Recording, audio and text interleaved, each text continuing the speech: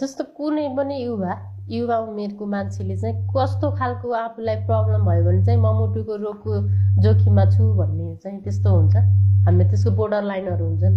अब जस्तै risk factor भन्यौँ हामीले होइन, अब बढावा दिने मुटु रोगलाई बढावा दिने रिस्क फ्याक्टरहरू भएको मान्छे जस्तै प्रेसर छ, कोलेस्ट्रोल बढी छ, चिनीको रोग छ, धुम्रपान गर्छ, अब खाना पनि अस्वस्थकर छ, एकदम बढी मात्रामा रक्सी सेवन गर्ने, अब चिल्लो बोसो नुनहरू बढी खाने छ भने मुटु रोगको हुने सम्भावना बढी हुन्छ यो ग्रुपलाई।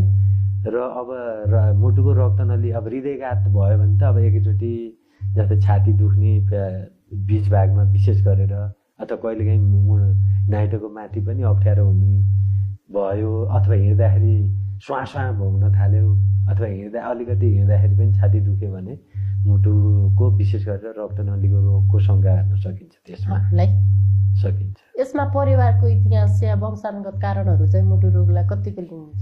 अब रिस्क फ्याक्टरै हो यो। जस्तै हामीले फ्यामिली हिस्ट्री भन्छौँ, वंशानुगत पनि हुन्छ मुटु रोगहरू, विशेष गरेर बुवा आमालाई अथवा फर्स्ट डिग्री रिलेटिभ भनौँ न।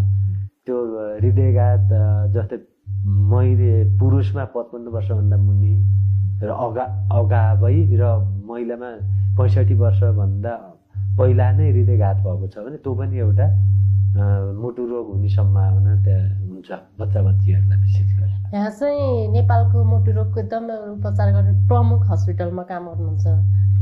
त्यहाँको बिरामीको सिनारियो भनेको लगभग नेपालकै मुटु रोगको बिरामीको सिनारियोलाई पनि मान्न सकिन्छ।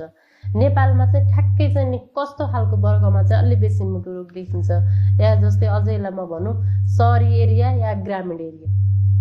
अब यो मुटु रोगको विभिन्न खालको हुन्छ। जन्मजात मुटु रोगदेखि लिएर मुटुको बाथ रोग, मुटुको धड्कन सम्बन्धीको रोग, हृदयघात, मुटुको मांसपेशीको रोगहरू। अब त्यो उमेर समूह अनुसार हुन्छ रोगहरू विभिन्न खालको।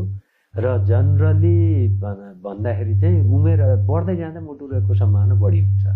र कुरा यहाँनिर के हो भन्दाखेरि अब हृदयघातको विशेष गरेर त्यो जोखिम चाहिँ अब युवा अवस्थामा देखिन थालेको छ 40 वर्षभन्दा अगाडि।